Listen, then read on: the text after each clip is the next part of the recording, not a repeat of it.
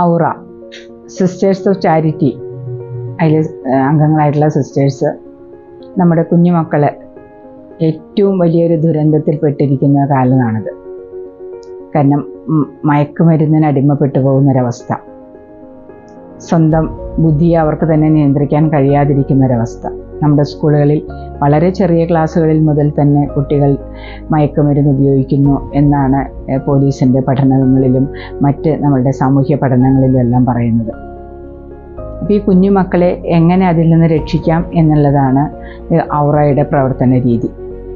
15 വർഷമായി അവർ തൃശ്ശൂർ ജില്ലയിലും പാലക്കാട് ജില്ലയിലും പല സ്കൂളുകളിലുമായിട്ട് കൗൺസിലിംഗ് നടത്തുകയും ഡ്രഗ്സ് ഉപയോഗിക്കുന്ന അല്ലെങ്കിൽ ഡ്രഗ്സിന് അടിമപ്പെട്ടിട്ടുള്ള കുട്ടികളെ കണ്ടെത്തുകയും അവരെ നിരന്തരം പിന്തുടർന്നുകൊണ്ട് 1 വർഷക്കാലം എങ്കിലും അവരെ നിരന്തരം പിന്തുടരുകയും അവരുടെ പ്രശ്നങ്ങളെ മനസ്സിലാക്കുകയും അവരുടെ കഴിവുകളെ കണ്ടെത്തുകയും അവരുടെ ശ്രദ്ധയെ ഈ ഡ്രഗ്സിൽ നിന്ന് മാറ്റി അവർക്ക് ക്രിയേറ്റീവായിട്ടുള്ള മറ്റ് മണ്ഡലങ്ങളിലേക്ക് തിരിച്ചുവിട്ട് കൃത്യമായിട്ട് അവരെ മോണിറ്റർ ചെയ്ത് അവർക്കൊരു മെൻറ്ററായി അവരുടെ കൂടെ പ്രവർത്തിക്കുകയാണ് ഈ ഓറ ചെയ്യുന്നത്.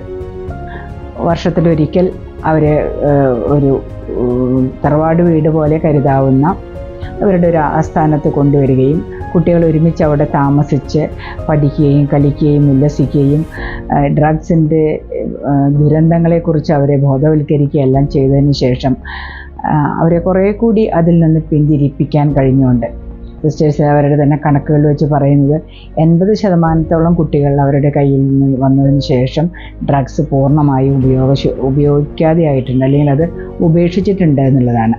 കാരണം നമുക്കറിയാം ഡ്രഗ്സ് ഉപയോഗിക്കുന്ന കുട്ടികളുടെ ബ്രെയിനിനെയാണ് അത് ഏറ്റവും ബാധിക്കുന്നത്. അപ്പോൾ പലരും കുട്ടികൾ പഠിച്ച അക്ഷരം വരെ മറന്നു പോകുന്നു.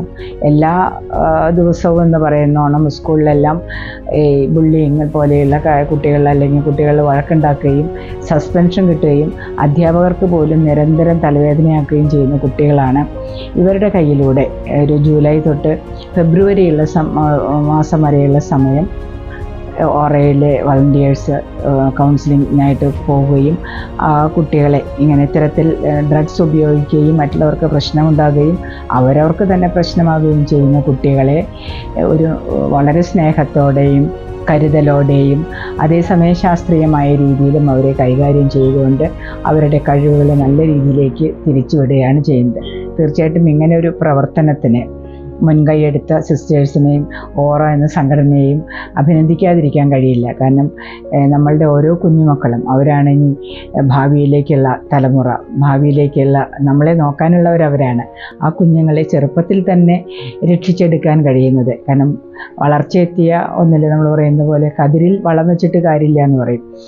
പ്രായമായവരും ഡ്രഗ്സ് ഉപയോഗിക്കുന്നുണ്ട്, അവർക്ക് പരിശീലനങ്ങളുണ്ട്, അവരെ മാറ്റിയെടുക്കാൻ ശ്രമിക്കുന്നുണ്ട്.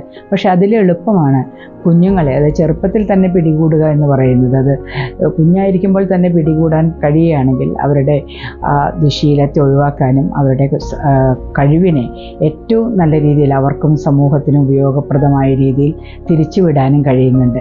അങ്ങനെ പൂർണ്ണമായും സാധിക്കുന്നു എന്നാണ് ഇതിനകത്ത് പ്രവർത്തിക്കുന്ന വളണ്ടിയേഴ്സ് നമ്മളോട് പറയുന്നത്. അതുകൊണ്ടാണ് അവർക്ക് പുതിയ പുതിയ സ്കൂളുകൾ കിട്ടിക്കൊണ്ടിരിക്കുന്നത്.